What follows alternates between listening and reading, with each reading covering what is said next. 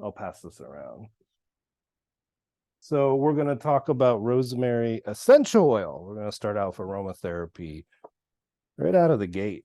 And for those of you that aren't familiar with aromatherapy a lot, we're going to pass around the essential oil and a hydrosol of rosemary. You definitely want to know the difference. Why? Because rosemary hydrosol, you can do this, right? Like right into your eyes, and you're totally fine.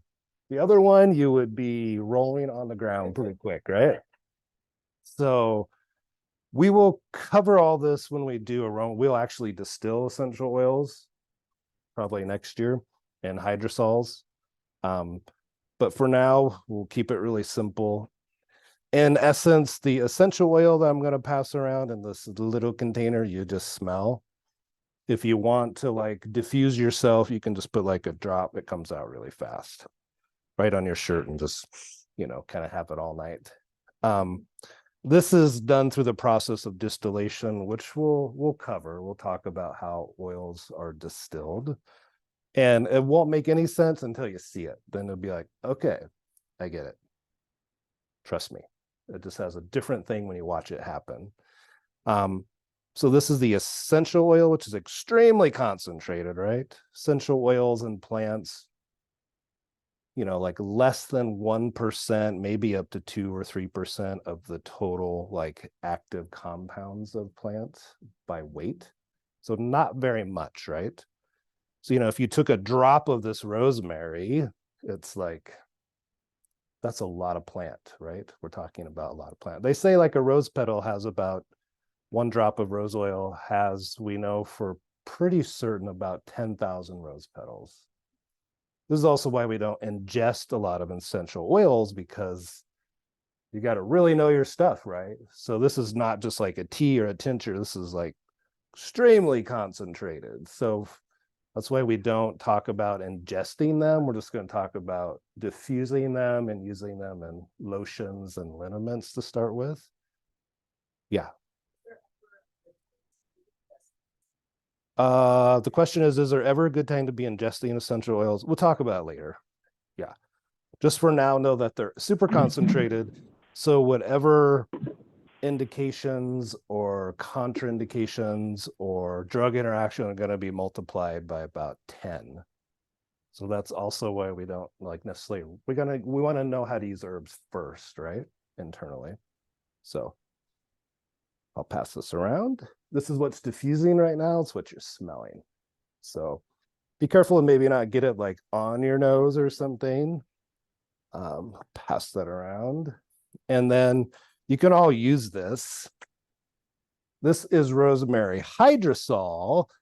So the hydrosols are like the water-soluble parts of a plant. So there are trace amounts of essential oils in them, but not very many. So these are used more in like skincare. There's a growing number of practitioners that are using hydrosols now because they're water soluble. So you can put them on your face, your eyes, you can do about anything with them, pretty unlimited. Or somebody has really sensitive skin, like a baby or an infant, we can always start with like a hydrosol. It's kind of like a water soluble part. So I'll pass it around. They're really easy to make. Yeah, yeah. You make them at the same time. Yeah, it's just that a lot of companies, some companies will only distill like the hydrosol or only the essential oil. So, but you kind of can make both at once. So I'll pass this around this side if you want to spray some on your hand or something. It's really good. This is one of my favorite, like I just feel mentally fatigued. I'm just gonna, and you have like a workplace where maybe you can't diffuse something because of your coworkers. You can just spray this right on your face. The energetics, yes. So the properties of rosemary are hot and uplifting, very moving, very dynamic, for such a common plant, this is like a real intense plant or something everybody thinks is like super, super common.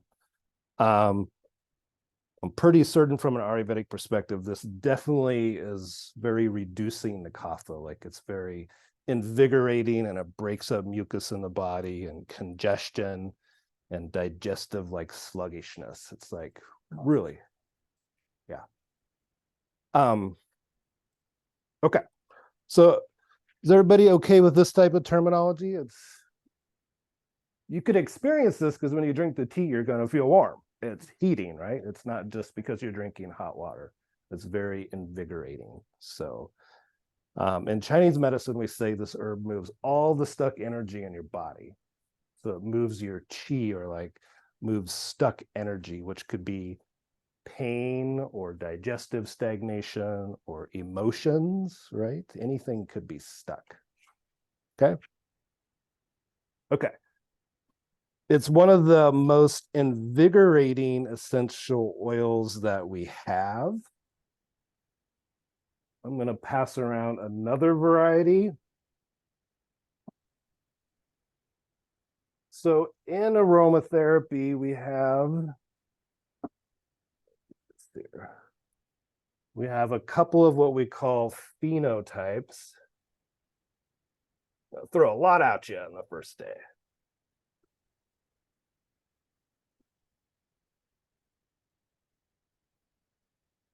We have a lot of what are called phenotypes or kind of like chemical types. Okay. This is where I start to get frustrated with herbal medicine. We have the Borneol. You don't really have to know this, but I'm just going to share it with you in case you see it in a book. Camphor and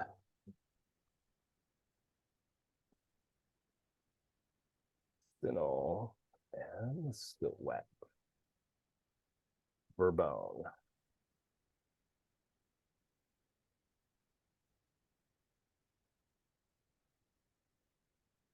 This is icing on the cake. You don't have to actually know this, but we're going to introduce you to a concept. So this is an important herbal medicine concept. So who makes the best aromatherapists? I'm sorry, in my opinion. Herbalist, right? Because we have to know the plant first, right? And all the qualities and traits. Okay. So phenotypes are basically kind of chemical types or varieties. Another word of saying this, we can really geek out on plants, right? Like you think of like how many varieties of carrots there are. There's like way more varieties of this, of rosemary, even though according to botany, we have the same plant, identified the exact same. Here we're geeking out and we're getting into real specific traits. So in herbal medicine, we don't do this enough. But in aromatherapy, they kind of do a better job of it. Chinese medicine, Ayurvedic medicine, a lot of the, if you read a lot of Native American writings, they really, really defined like maybe 12 varieties of the same plant, little traits that are all different. To have what this means to us is they all have like some kind of different medicinal trait we can tease out. So you don't have to know this though, okay?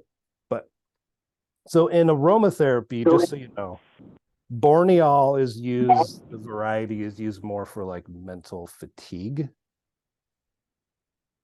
The camphor variety, which obviously smells more camphorous. Did I pass that other one around? Oh, it's right here. The camphorous variety is better for circulation, muscle tension, and like muscle aches and pains, fibromyalgia. Okay. The Sinol variety is going to be better for respiratory infections and funguses, like skin funguses and that. And Verbone, the last one,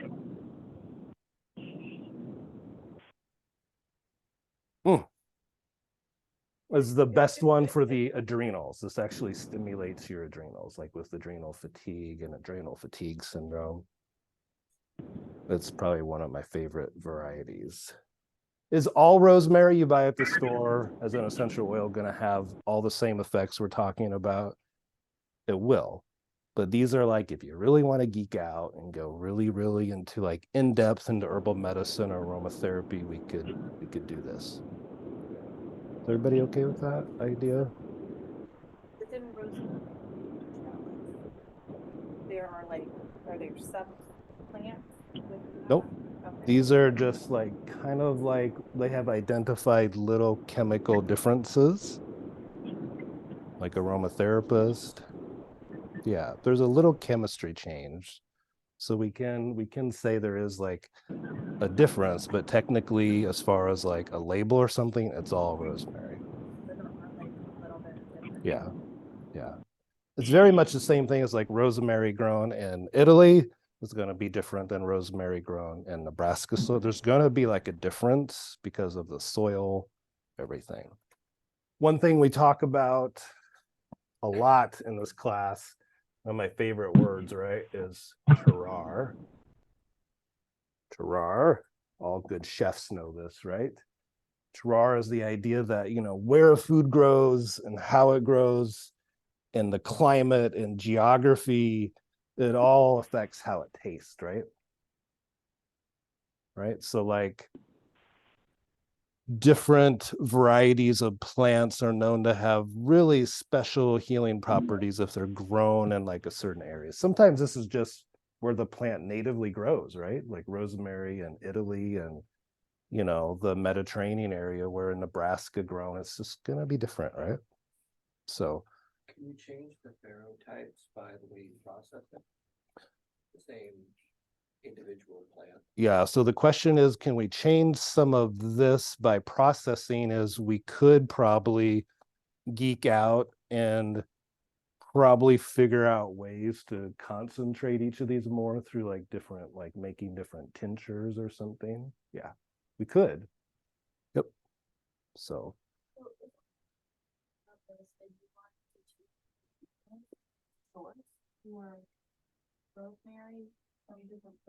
yeah, you might. Yeah, for sure.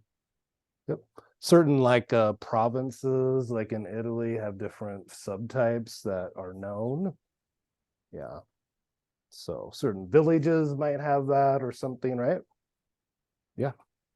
So okay. So everybody's okay with this is like already like a beyond what you would need to know, but it just immediately starts to show how complicated herbal medicine gets, right? It gets really geeky really fast. Okay. Okay. Okay. So terroir is just like if you hear like chefs talk, about like just the passion they will have about, sourcing a certain type of carrot grown in a certain soil or a grape, like with wine, they talk about terroir a lot, right? When people taste wine, they can tell the climate, how much humidity was in the air when that grape was harvested.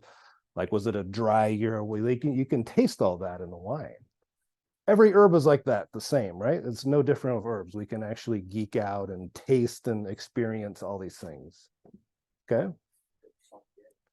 Yeah, yeah, yeah.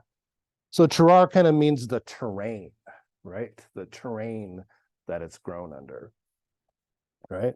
We can grow truffles in America, but the best truffles are, the real expensive black ones are from, although Oregon has some rising truffle market.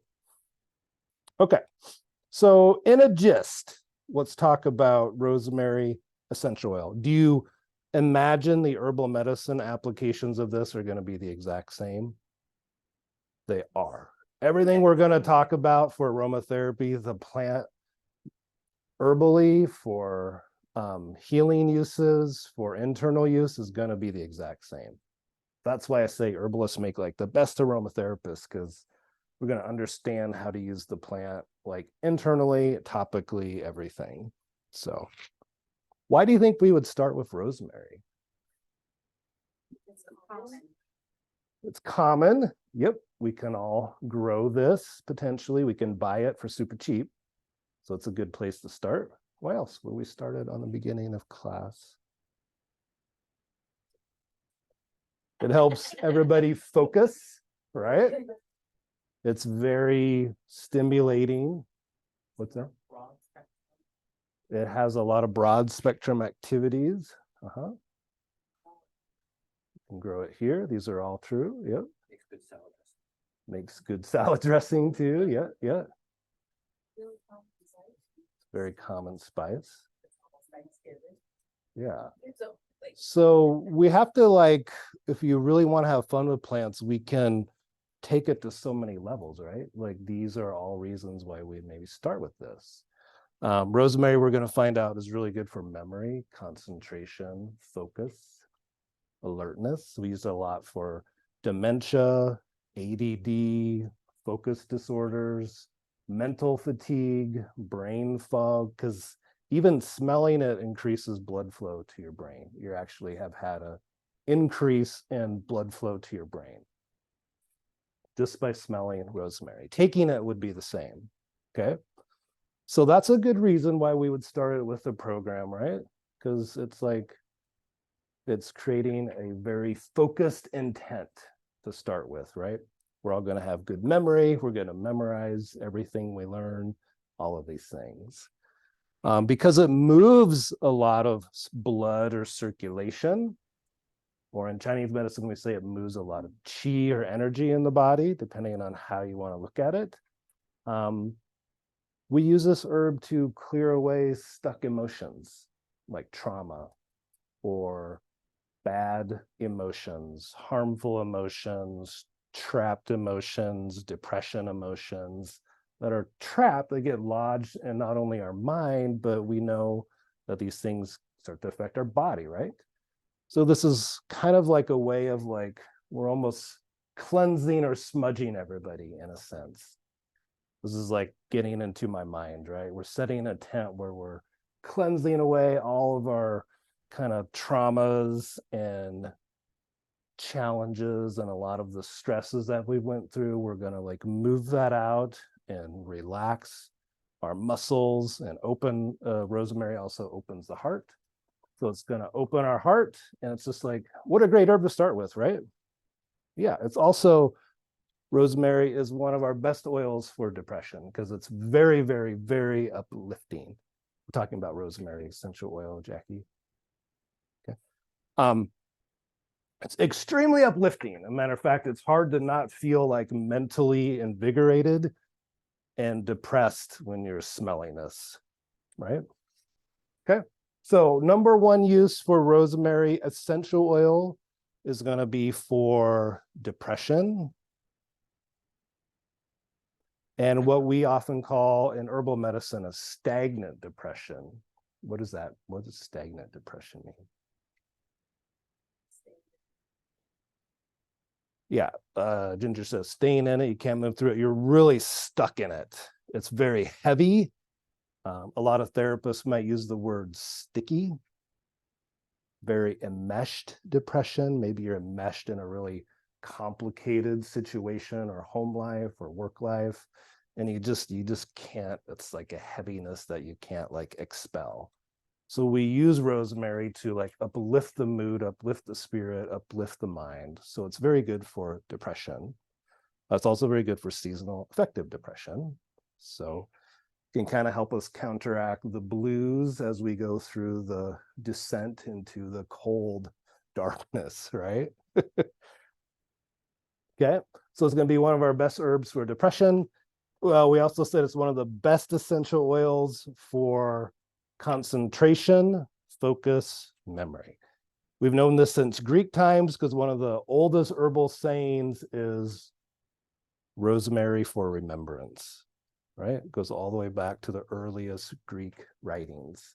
So rosemary is used a lot to stimulate mental concentration, focus, and alertness. And there's actually some studies that show if you diffuse rosemary while you're studying and then you go to take a test and diffuse it or take a whiff of it, you will actually remember that material better, like they're linked. somehow the way our brain works. We don't totally understand it. It can actually stimulate our mind and be almost like a, what do we call that, a positive reinforcement, right? So rosemary is also good not only for just concentration and focus. There's actually pretty good research that's good for dementia, slowing the progression of Alzheimer's, and age-associated memory loss. Those are all different, we'll learn. But so in general, anything that could happen to our memory, it's helpful for. Dementia, Alzheimer's, and age-associated memory loss. Age-associated memory loss just means you're losing your memory, but you don't have like actual changes in your brain, like with Alzheimer's or dementia that anybody can measure. Okay. A lot of people just call it getting old, but we don't have to use that type of mindset, right? We don't have to do that necessarily. Would you just like apply it like here, or is this like just that? Just diffusing it. We could put this in lotions. I mean, we could put this in baths. We could do foot baths. We could just diffuse it, right?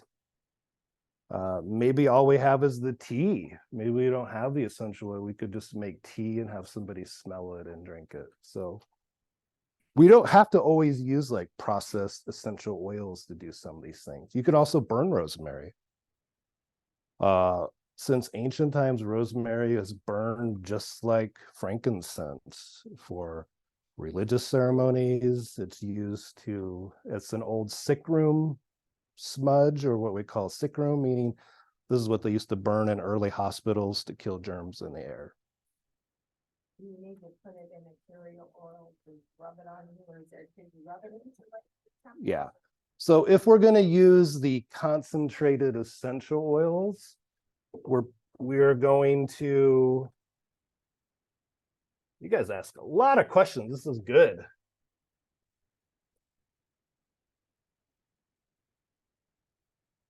Okay. Okay. So if we're going to apply an essential oil to our skin, there's like a couple just general safe rules. We're going to do a carrier oil. Okay. And we'll just say 1 tablespoon. And if you're not that familiar with aromatherapy, you know, we're probably just going to do 1 to 2 drops of whatever essential oil is into a tablespoon. And that's a good starting place for people that are really sensitive. What are good carrier? So any carrier oil would be good. It just depends on skin type, or, I mean, we could do anything from olive oil to coconut oil is really common. Sesame oil is used a lot, but any oil that you prefer, right? Jojoba oil, kukui oil, really anything, right? Avocado oil. It doesn't have to be anything fancy. Okay. Well, maybe not corn oil. Yeah, that's true. Or soybean oil. We usually don't use soybean oil. So, but that's how we would usually dilute this to start with. You know, if you read an aromatherapy book, you would think you would die if you put like a drop of essential oil undiluted on your skin. Like a lot of aromatherapists get really, well, it's not very safe to do that, but it's not like deadly or something. But we should always try to dilute it, right? You don't want to put essential oils directly on your skin because they're too concentrated, and they can like have some reactions with the fats and oils in your skin that protect your body. So, okay. That happens, you just need to add more oil than out. Yeah. So yeah, even if you kind of overdo it, over concentrate it, you can keep rubbing oil on the area to kind of dilute it a little bit more. So, okay. Okay. So we've got concentration focus. We've got mood uplifting. Related to memory in a different way is this is one of our most essential head trauma herbs for concussion, head trauma, or any kind of trauma to the brain, which would also be like maybe somebody's having a brain tumor treatment or radiation to the brain, we would use rosemary. Okay. Again, just smelling it, maybe you have like an elderly grandparent, you just want to massage their feet with rosemary essential oil, right? Anything we do, as long as you're smelling it, you're getting an effect of it, right? It doesn't have to be fancy essential oils, right? You could just get fresh rosemary and chop it up and actually just put it under somebody's nose. We don't have to use like essential oils necessarily. We could take rosemary and just infuse it, like we'll learn in a couple of months, into olive oil and make an infused oil and get the same benefits, right? So that's what I want you to think about the aromatherapy is whatever we're talking about, it's applicable to every aspect of healing the body. Okay. Okay.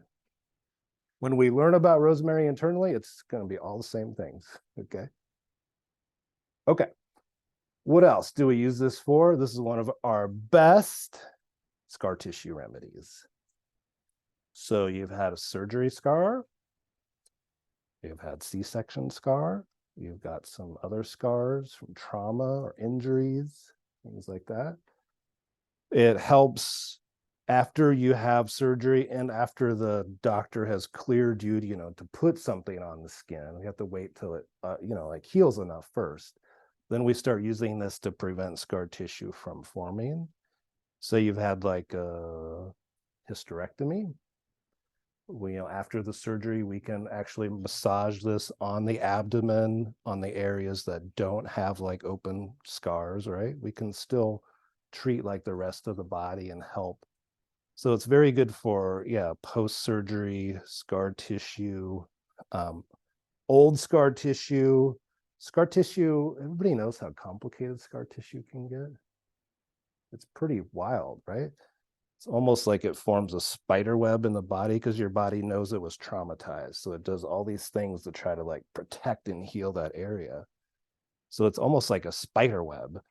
And often it gets caught up with like nerve endings and blood vessels and tendons and ligaments sometimes.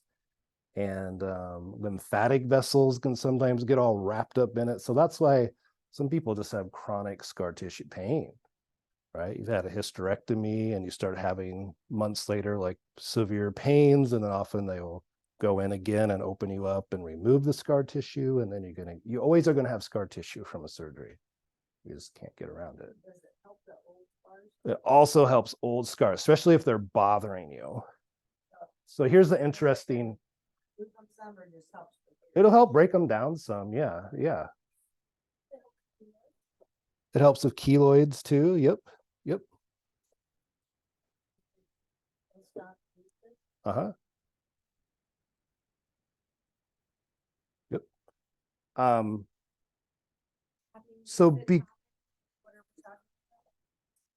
So topically, we're talking about the essential oil here, but we could make a salve out of it. We could infuse an oil. The essential oil is just going to be like a little more focused and concentrated, but we could put a tincture right on the scar tissue too. If you don't want to, you don't have to buy these essential oils necessarily. Okay.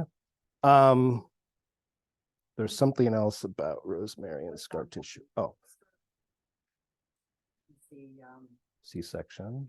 Or that C-section, but Stretch mark. Yeah, this is a good stretch mark remedy. Yeah. Yep. It helps a little bit with cellulite, but not like super. But it's good for stretch marks. Yeah. We are not using this during pregnancy. We can diffuse the essential oil and smell it, aromatherapy during pregnancy, but we don't put it on the body topically during pregnancy, and we don't ingest like a lot of like an herbal medicine of it during pregnancy. Yeah. We could cook with it a little bit, and you could have like a little tea occasionally, but so why? Why? Yeah, why? What's it?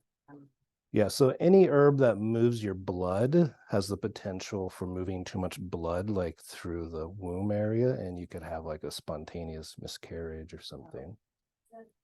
Synagogue? It is an emmenagogue, yeah. So yeah, in herbal medicine, we call this emmenagogue.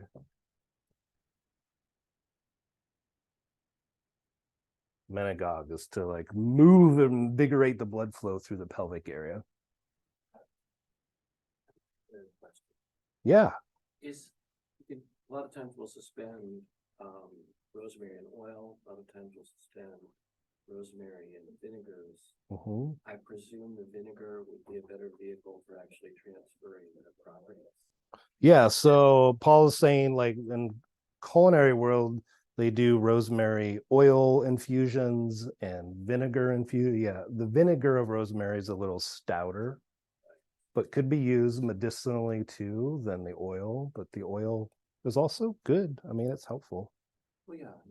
Yeah, vinegar is just stronger. Yeah. But what I also want you to start thinking about is like in Chinese medicine, because we say rosemary moves your, everybody's okay with this term qi or energy. Anybody like dumbfounded by that idea? If you don't like the word, substitute tension. It's going to move out a tense area. It's going to open it up and relax it. So so if let's say we have someone with scar tissue, let's say we had someone that had a traumatic birth, C-section, which happens a lot. Most women don't want to have a C-section, right? And there's a lot of emotion associated with that scar. And what happens when we put rosemary on it then? They will be uplifted if they're feeling very often depressed from that. Maybe if it's, what if this happened like 20 years ago and then we put rosemary on it now? It could, in different ways, move out the stuck trauma physically, emotionally. So it's not uncommon for when people put rosemary on old wounds or scars to have like just some of those memories come up. It's not like you're gonna have like a breakdown, right? You're not gonna you're not gonna have like a, what we call that, like a nervous breakdown, or like you're not gonna have like a mental breakdown over it, but it may come up. So we want to make people aware of it, right? We always say up and out, right? First things come up and then they can go out. So what if you're emotionally like not aware? There's some big, tough farmer dude who doesn't believe in energy and emotions, and you have like an old wound. Maybe you got like an military accident or something. Like, what happens then to people like that? We have to start thinking about this, like when we give herbs, right?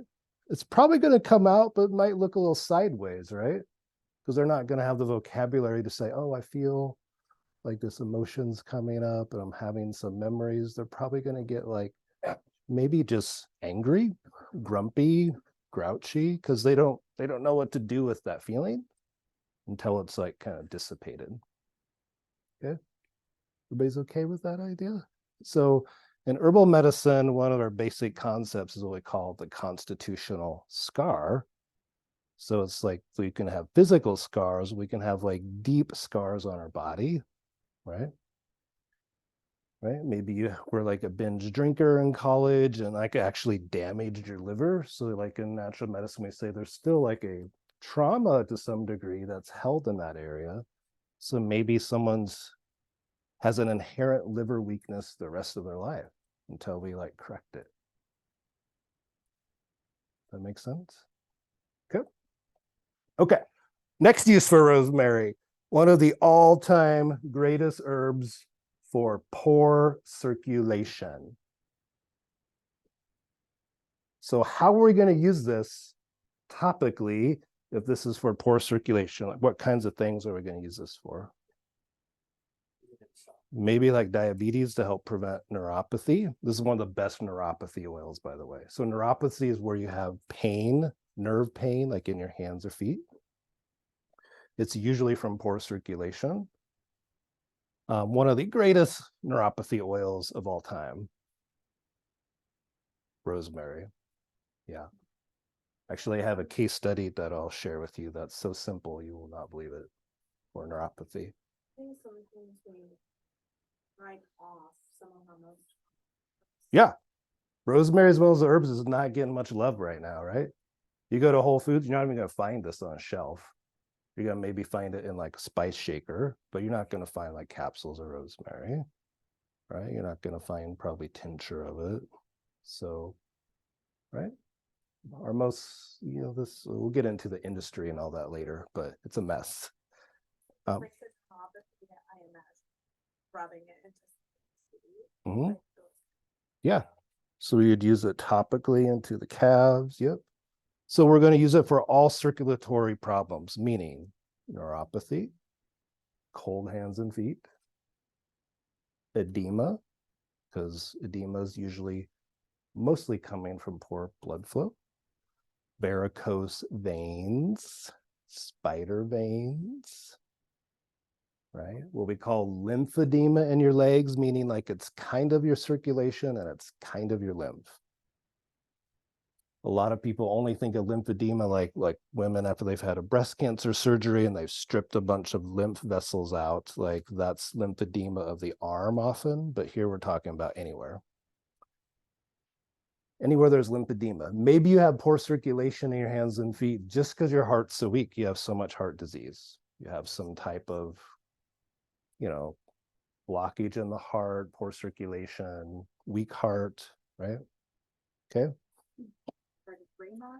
Raynaud's, yep, where the hands go blue and can get super painful. So, or just poor circulation, right? Most people before they have heart disease and strokes and really bad like neuropathy, like there's these things start often so far in advance. So this is like a really good preventative oil if you know you're prone to poor circulation, right? What if we have a spouse who's like, yeah, whatever, I'm not going to rub that on my body and I don't want to smell it. You could diffuse it, do it anyway. Yeah. Do it in their sleep. Yeah. So maybe we're like, hey, honey, do you want like a nice hot bath? And we're just going to either we're going to make a tea and put that tea in the bath, or we're going to put some essential oil in the bath, or make like a bath salt with the essential oil and be like, here you go. Yeah, so in a bathtub, we usually put about 3 to 5 drops, like in like usually like Epsom salts or something, so it gets diffused really well. It's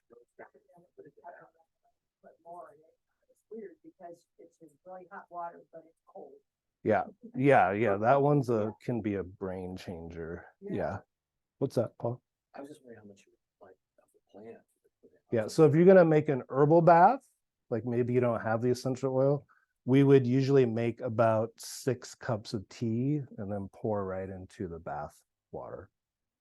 And that's like considered like an herbal bath. Herbal books will say take a muslin cloth and put it under the faucet of your bathtub. That never works. You could kind of chop it up a little bit. Really? Yeah. Oh, you're getting some infusion though? The tea back if it's yellow. That's a good sign. Yeah. Well, yeah, I mean, what's going on? Yeah.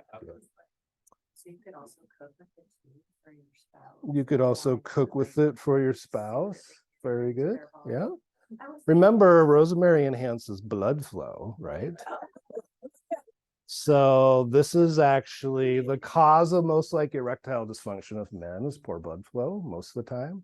So here, you have all kinds of other applications with cooking and things. Long flights. Yeah. Yeah. Yeah. But the oil is also like very uplifting. So, in America, we think of burning sage and burning sweetgrass, but in Europe, traditionally, rosemary has always been burned. That's how we smudge something in the European Greek tradition. They would use frankincense often or myrrh, but often also just rosemary. So if you don't have sage and things like that, you can just burn rosemary to clean your room, right? Okay. This is also a very good oil for heart disease and a very good internal herb for heart disease. How are we going to help the heart with aromatherapy? How are we going to put this on the body? There's a couple of things we can do to make it work better. We're going to massage it right into the sternum. If you know somebody that's had their sternum cracked to have open heart surgery, if you want to do something really wild, make sure they're in the right space. Make a carrier oil of rosemary, right? And put that right onto their sternum and see what happens. It's a very like intense experience, and yeah, very, very helpful. So, or if you know somebody that has like an emotional heartbreak, you can massage that right into the sternum, right into the breastbone. Okay. Okay. The other use of this that kind of gets back to the circulation is that the kind of the final use I want to talk about is this is a really great traditional liniment for sore muscles, sore joints. So here we have arthritis, muscle pain, muscle aches, muscle cramps, muscle soreness. You overworked it, you overhiked it, right? You overdid it getting back into the gym. Maybe it's hurt yourself doing yard work. So this is a really, really good topical herb for invigorating blood flow. So the blood flow actually brings, right, relaxation to the tissue. It allows a lot of inflammatory things to get cleared out. It brings new blood in. So it mostly does this through blood flow. So this is one of the most common old school European like home remedies that every grandma and grandpa would know. You can do rosemary bath for a achy body, a sore body. You can make an oil out of it, or you can make a salve, whatever, however you want to get it on the body, right? So one of the best ways to do rosemary to really intensify the effects is to make a foot bath of it. We can make the actual foot bath from the tea, or we could do the essential oil. And that is one of the best things you can do for elderly people, people who are really weak and tired, people who have sore, achy legs. It's just like so great in like hospice situation too. It's just a great way to like give people like a rosemary bath or sponge bath. It's one of the best things you can do to somebody. So, okay. And the other thing that we use this for commercially a lot is hair loss.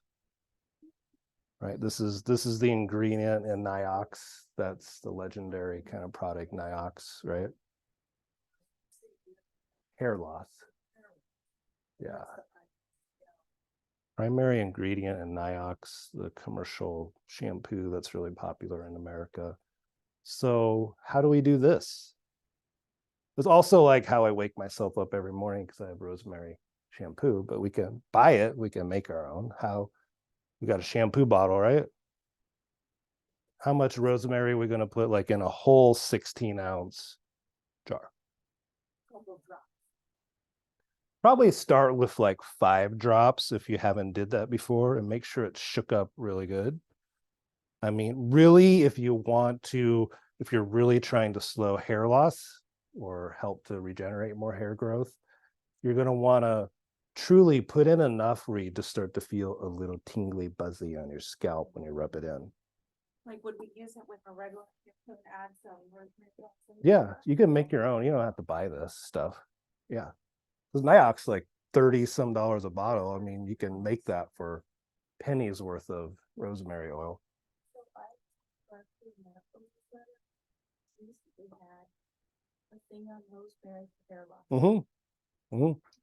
It's an old school remedy. It works it's very helpful. It does not help chemotherapy hair loss, but here we're talking about just balding, hair loss from stress and hormone change, just men or women that have thinning hair. It also works by increasing blood flow to the scalp and the hair follicles. It's all about circulation.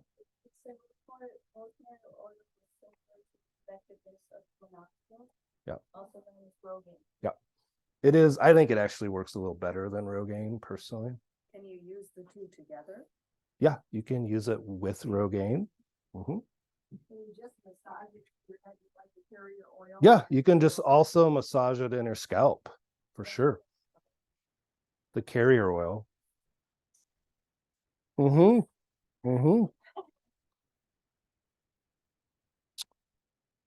Okay.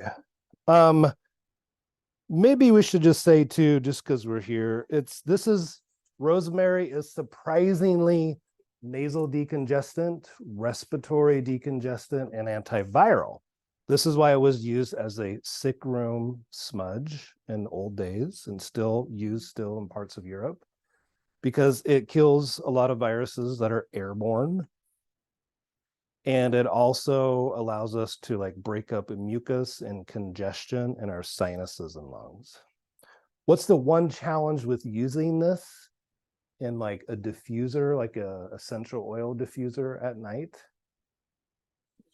It is stimulating, and I've used it on my kids before and they're almost got like wired. So it is like, you have to kind of like, if you're going to use it on kids and sensitive people for like sinus infections and COVID and respiratory bugs, you might want to put like a relaxing oil with it, like lavender or something common. Some people are more sensitive to it than others. There's a lot of other uses, but that's probably my favorite. So here is this really interesting case study of somebody that had severe neuropathy where they couldn't even walk and was on oxy even and things like that to try to manage it, and they just had zero quality of life, and they're on some pretty heavy duty painkillers. I must say this is a pretty extreme positive reaction, but it worked. She had been to Mayo and everywhere and did all these gabapentin and every topical, and was actually taking oxy for her severe, like every time she stood on her feet, it felt like her feet were being like crushed. So, okay, this is the oil that I used on her. So the base oil, my carrier oil that I used was St. John's wort oil, which we'll learn how to make. It's just infusing St. John's wort flower into olive oil. It's very easy to do. We'll learn how to do it. Takes just a little bit of time, right? You can all make this in a couple weeks. 2 ounces. I put in rosemary essential oil. How much did I use? 30 drops. I used ginger essential oil, 5 drops. And nutmeg essential oil, 15 drops. So we use nutmeg more for like fibromyalgia, muscle pain, because I didn't really know what was, this was like what's called idiopathic neuropathy, meaning they just don't know what caused it. Nobody ever figured it out. It's just idiopathic, has no known cause. She shouldn't have it basically, but she does, right? So I put in nutmeg more because we use it for like muscle and fibromyalgia pains. I honestly didn't know. There's no reason for her to have it. So, right, you have to start just thinking outside the box. To me, the main ingredient, rosemary. So this is a person who couldn't walk at all, like couldn't stand to be on her feet without having oxy in her system at all, like zero, couldn't even hardly stand. Okay. So patient was shocked by an almost complete relief upon the first application of the oil formula to the feet. That's pretty extreme. First week, she used it 2 times daily.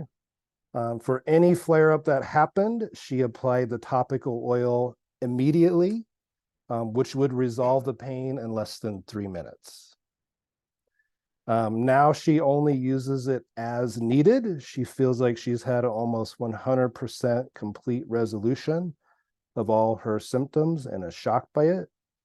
Patient says it is unbelievable. Her quality of life has completely changed. Her mood, her outlook on life, her energy, everything is improved due to the lack of pain. Pain is a life changer in a bad way, right?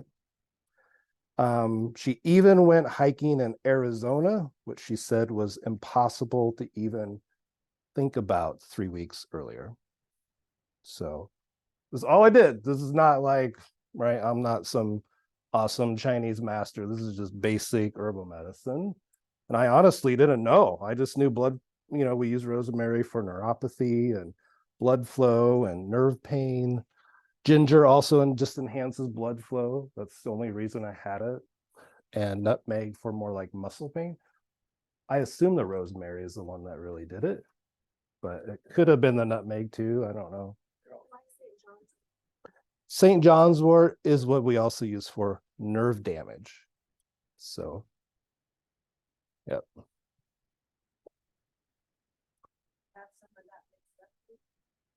We do, but you can make it yourself. So, yeah. Okay.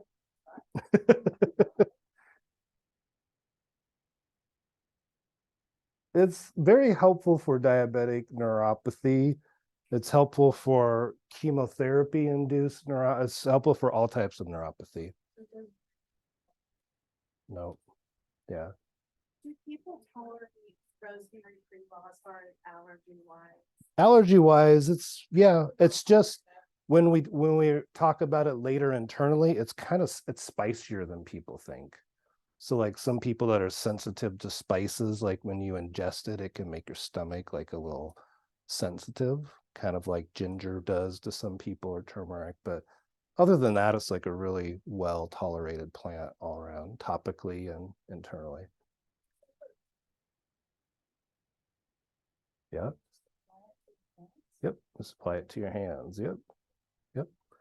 So remember, we talked about a principle of natural medicine that I want you all to know is that it's about, the body has a memory, right? We can work with that to our advantage instead of disadvantage. And our constitution has a memory of everything that's ever happened to our body, right? Right.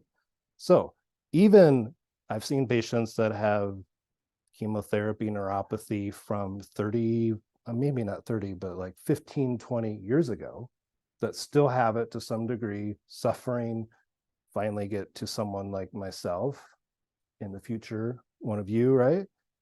And you could actually it just usually takes a couple months, like 3 months or so, and their neuropathy is usually just a thing of the past. So it doesn't matter even if that neuropathy is from many, many, many years ago. Yeah. I would probably do some internally too, though, with a lot of clients, but topically for sure. Shingles, rosemary, it's just kind of spicy. So we don't tend to put spicy stuff on shingles. It would probably help, but we're better off doing things like mint and things that are more cooling. So, okay. So I will also just say one more thing about this oil. I mean, there's others, but this is just a great herb when you feel exhausted and fatigued and mentally fatigued. Like I did today. I got back from Colorado from teaching and just was a real stressful trip. I had to go over the mountain in a blizzard at night over the Continental Pass or whatever. And it just started off like, oh my gosh. The whole trip was that way. Like, oh my gosh. Don't do that in Colorado. Don't drive. Like I don't go to Colorado in winter just for that reason, but this was like an early season storm. Yeah. One thing I've been learning a lot about like the emotional side of it. You start feeling the effects of the emotional side of it. It just you can start feeling the effects within seconds sometimes. Yeah. You find that dry oil, you can just be like, oh, I just need a whiff of that and I'm good to go. Yeah, To yeah, your confidence or yeah. bring it back after that. So we'll talk a lot about essential oils in that. This is just like the first one because it's my personal favorite, one of my top 3 personal favorite essential oils. That's really good. Yeah, Would you say this is safe for children? it's very safe for children, just with the idea that it can like really stimulate thinking a lot. You have some brands that you like. A lot of people get really serious about their essential oils. A lot of companies will pit it against each other. I think rosemary is so cheap and so easily accessible. About any brand you can find that's reliable is anything you can buy like at Whole Foods or something. It's gonna no name nutrition. It's gonna be decent.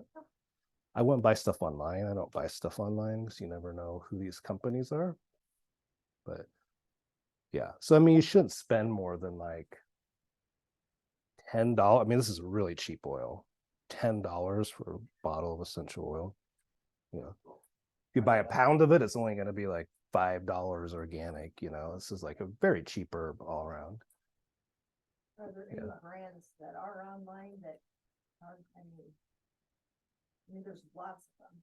You can get, the brands that are good that have found them. Yeah, so good brands are like Tiferet, Tiferet, Snow Lotus. Now is decent. It's really cheap.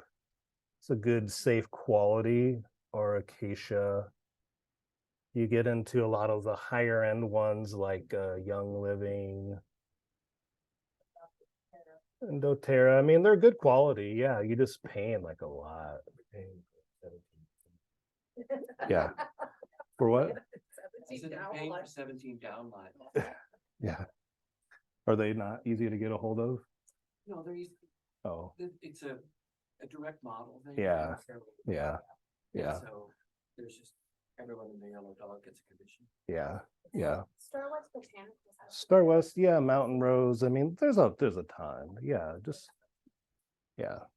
These, I mean, if you get into like nuances, like you want to get into like some aromatherapy, really extreme use, you know, these more expensive oils might have some traits that we're looking for, but like for medicinal use, like on the body, what we're talking about in this class, you don't have to worry about any of that stuff. Always Yeah. be intrigued about which essential herbs you could eat. Okay, so that's like an hour, so let's cut it there. Could have easily, we're going to wrap up essential oil of rosemary. We'll come back to it as an herb, more in depth, a lot more in depth as an herb.